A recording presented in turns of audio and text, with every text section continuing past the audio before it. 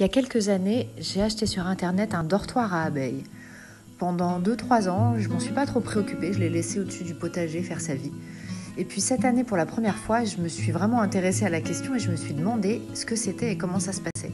Je suis retournée sur le site du constructeur pour lire les instructions et j'ai donc pour la première fois ouvert mon dortoir à abeilles pour voir ce qui s'y trouvait.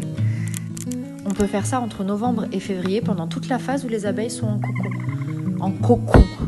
Et donc j'ai tout nettoyé, chaque étage, chaque compartiment pour faire le tri entre les cocons et des trucs bizarres, des larves, des parasites.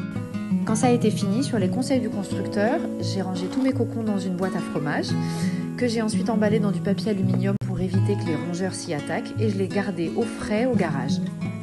Et fin février, début mars, dès qu'il a fait doux plusieurs jours d'affilée et que les fleurs ont commencé à sortir sur le gazon, la première petite abeille aisée. Les mâles sont toujours ceux qui naissent en premier et on les reconnaît à leur petit museau poilu tout blanc, trop mignon. Ils piquent pas, ils ont pas de dard, donc on peut les prendre sur ses doigts, on peut même laisser un enfant les toucher, il n'y a aucun souci et aucun danger. Petit point info, les abeilles qui viennent de naître ont besoin de la lumière et de la chaleur du soleil pour muscler leurs ailes avant leur premier vol. En tout cas, quelques jours après la naissance de celle-ci, on a eu une bonne surprise.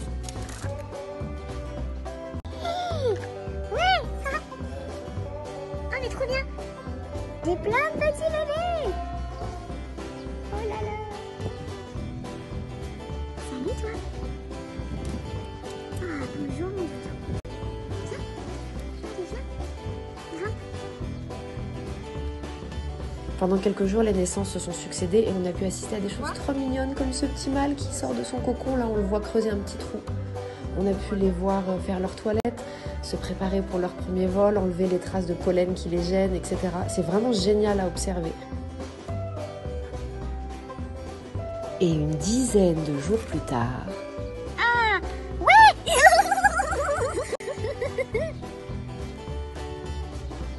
En fait, il y en a plein qui sont nés. 1, 2, 3, 4, 5, 6, 7, 8, 9, 10, 11.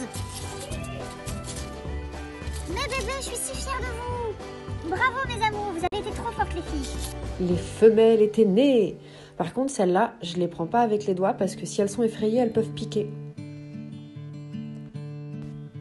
Et depuis ce jour, les femelles et les mâles s'accouplent. Les femelles pondent à nouveau dans le dortoir à abeilles qui a repris sa place et préparent une nouvelle génération d'abeilles pour l'année prochaine. C'est fantastique!